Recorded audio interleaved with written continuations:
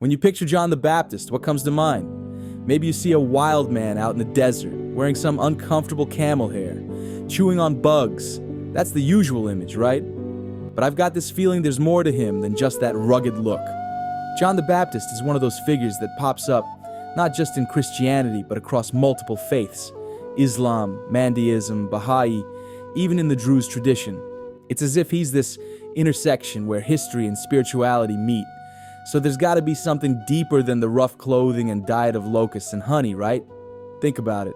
John's whole look, camel hair clothes and wilderness living, wasn't some ancient fashion statement. It was about sending a message. You couldn't ignore someone who looked like that, who lived that way. His appearance was radical because his message was radical. Repentance, turning back to God. Picture meeting someone like that, out in the wild, telling you to rethink your life and the way you're living. That's a lot to take in, and of course you can't mention John without talking about that pivotal moment, his baptism of Jesus. It's one of the most famous moments in Christian history, but what's interesting is how each of the Gospels, Mark, Matthew, Luke, and John, tells it a little differently. For instance, Mark says that when Jesus was baptized, the voice from heaven declaring him the Son of God was heard by everyone. But in Matthew's version, it's like it was just for Jesus and John. That's a subtle difference, but it changes how you see the event. It's not just about what happened, but about how people at the time understood it and how each gospel writer wanted their audience to see it. John wasn't just a preacher baptizing people in the Jordan River. He was a figure with a huge following, which brought him into conflict with powerful people, particularly Herod Antipas. The scripts talk about how John publicly condemned Herod for divorcing his wife and marrying Herodias, who had been his brother's wife. Calling out a king's personal life? That's bold and dangerous. Herodias didn't take kindly to being publicly shamed, so she had Herod imprison John. Eventually, John was executed. Speaking truth to power had real consequences, especially back then. What's fascinating is that this wasn't just a religious issue. There was a political side too. The historian Josephus, who wasn't writing from a religious perspective but a historical one, said that Herod was actually afraid of how popular John was with the people. He saw John as a potential threat to his rule, someone who could spark a rebellion just by being there, speaking to people, inspiring them. That's how powerful John's presence and message were. So here's this guy, living a simple life in the wilderness, dressed in camel hair, no army, no weapons, yet he's considered a threat to a king. That tells you just how influential he was. His words, his way of living, it struck a chord with people and it worried those in power. And John's influence didn't end with his death. In fact, it only grew. The idea of John being the forerunner to Jesus, someone who sets the stage for something bigger to come, is crucial. In Jewish tradition, there was this expectation that the prophet Elijah would return before the Messiah arrived.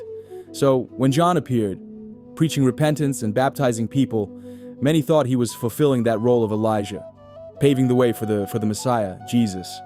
But what's truly fascinating is that John isn't just significant in Christianity, he's also important in other religions. He's like this bridge between faiths. For example, in Islam, John is known as the prophet Yahya. Like in Christianity, he's seen as a precursor to Jesus, who is also a revered prophet in Islam.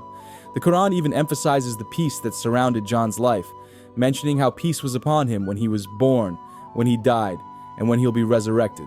That theme of peace seems to follow him no matter what faith tradition you look at. Then you've got the Mandaeans, a group that actually considers John the Baptist their most important prophet, more important than Jesus. They believe they're descended from John's earliest followers and have carried on his teachings to this day. That's a whole other level of influence. Even the Druze hold John in high regard, believing he was the reincarnation of the prophet Elijah, which brings us back to that whole spiritual renewal idea. It's amazing how one person can be seen in so many different ways: a prophet, a forerunner, a saint, a revolutionary. What's interesting is that John's story isn't just history. His life and message still resonate today, crossing cultural and religious boundaries. He's this figure who reflects something different for everyone, almost like a prism that splits light into different colors, each faith seeing something unique in him. Why is that? Why is John the Baptist still such a captivating figure after all this time? There are a few reasons to consider. First, there's his charisma. He was a powerful speaker, someone who wasn't afraid to challenge those in power. He lived a life that embodied his message, a simple, humble existence entirely devoted to calling people to spiritual renewal. That's a compelling image, even today. Then, of course, there's his connection to Jesus. For Christians, that's a huge part of his significance. But for others, it's about his role as a prophet, or his commitment to speaking truth, or his unshakable faith.